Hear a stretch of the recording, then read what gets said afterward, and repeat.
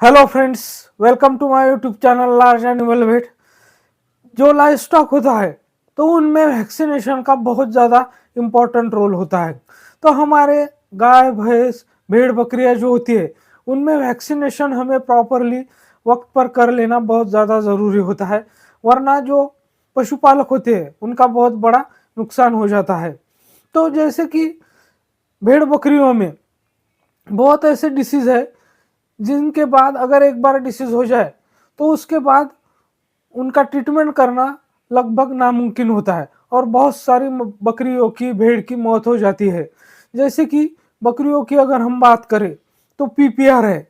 तो पीपीआर बहुत ही ज़्यादा एक कॉन्टेजियस बीमारी है और बहुत जल्दी वो एक बकरी से दूसरी बकरियों में फैलती है और उसमें मॉर्टेलिटी भी बहुत ज़्यादा होती है, इसलिए उसको गोट प्लेग या बकरियों की महामारी भी कहा जाता है। तो इन सब से बचने के लिए हमें पता होना बहुत ज़्यादा ज़रूरी है कि जो वैक्सीनेशन शेड्यूल होता है शिप गोट में, तो वो किस तरह का होता है, मतलब कि कौन से समय कौन सा टीका लगाना है, बाद में उसका बूस्टर डोज कब लगाना है, और जो रेगुलर वैक्सीनेशन है वो कितने दिन बाद हमें करवाना है, और कौन से ऐसे डिसीज़ है जिसका वैक्सीनेशन हमें अवेलेबल है और हमें वो करना ही करना चाहिए। तो इसी टॉपिक पर आज हम बात करेंगे।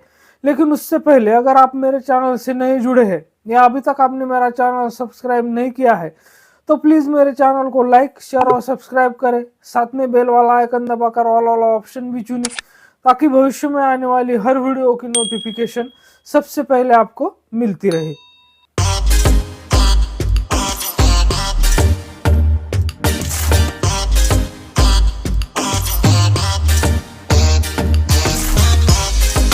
हम बात करते हैं शिप गोट के वैक्सीनेशन शेड्यूल के बारे में। हमें उनमें प्राइमरी वैक्सीनेशन कब करना है और रेगुलर वैक्सीनेशन कब करना है और कौन से डिसीज के लिए वैक्सीनेशन कब कब करना है, तो ये सारा जो शेड्यूल होता है इसके बारे में हम बात करेंगे। तो सबसे पहले हम बात करते हैं एंथ्रेक्स के बारे में। तो एंथ्रेक्स के लिए शिप गोट में जो प्राइमरी वैक्सीनेशन होता है तो वो 6 मंथ एंड अबो के जो शिप गोट होते हैं तो उनमें प्राइमरी वैक्सीनेशन किया जाता है, और जो रेगुलर वैक्सीनेशन है वो इंडेमिक एरिया में एनुअली किया जाता है। तो ये हो गया एंथ्रेक्स के बारे में। तो सेकंड डिसीज के बारे में हम बात करते हैं एचएस के बारे में। एचएस यानी कि हिमोरेजिक सेप्टिसिमिया, जिसे गलघोटू के नाम से भी जाना जाता है। तो उसका प्राइमरी वैक्सीनेशन शिप गोट में जो है वो 6 मंथ एंड अबो में किया जाता है, और रेगुलर वैक्सीनेशन जो है वो एनुअली किया जाता है बिफोर मानसून। तीसरा जो वैक्सीनेशन है वो है एंटेरोटॉक्सिमिया यानी कि ईटी। तो एंटेरोटॉक्सिमिया का जो वैक्सीनेशन है तो उसमें अगर डैम वैक्सीनेटेड है तो उसमें उसके जो बच्चे होते हैं तो उसको 4 मंथ्स एंड अब वो उसका वैक्सीनेशन किया जाता है।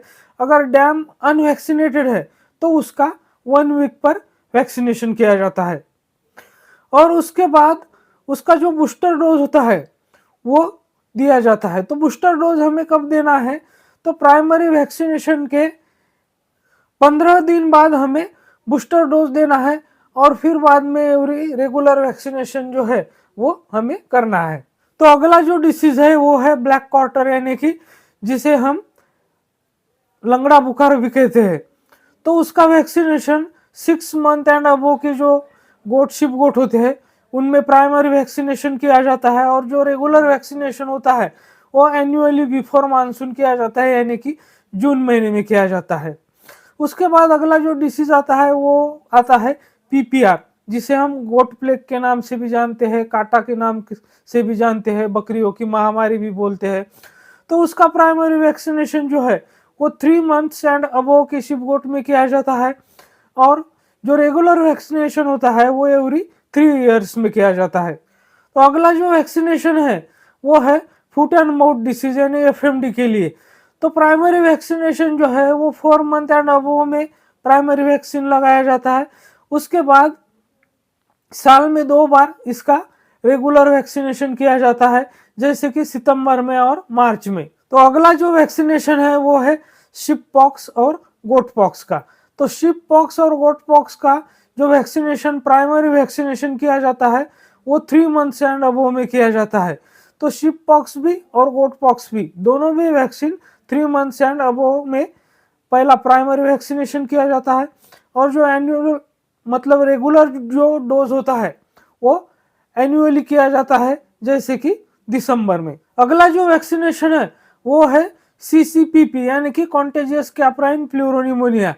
तो इसका प्राइमरी वैक्सीनेशन जो है वो 3 मंथ्स एंड अबव के गोट में किया जाता है, और जो इसका रेगुलर वैक्सीनेशन होता है वो एनुअली किया जाता है, जैसे कि जनवरी में।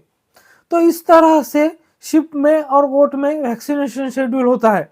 तो इस तरह से अगर हम प्रॉपरली हमारे शिप गोट को वैक्सीनेट कर लेते हैं तो वो इन डिसीज के अगेंस्ट में प्रोटेक्ट हो जाते हैं, उनको ये बीमारी नहीं होगी, और हमारे शिप गोट में जो मॉर्टेलिटी होती है तो वो भी नहीं होगी।